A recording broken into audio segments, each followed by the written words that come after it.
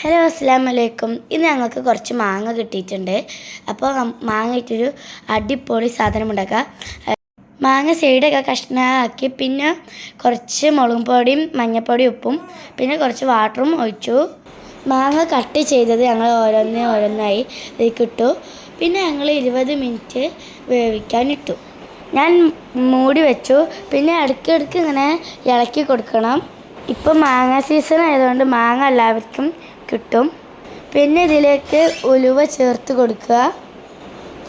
എന്നിട്ട് കുറച്ച് സമയം അടിച്ചു വെക്കുക. സംഭവം അടിപൊളിയാണ്. പിന്നെ 3 ശർക്കര എടുത്തിട്ട് ഉരുക്കി ശർക്കര പാനി മാങ്ങയ്ക്ക് ഒഴിച്ചു കൊടുത്തു. പിന്നെ കുറച്ച് നേരം ഇളക്കുക.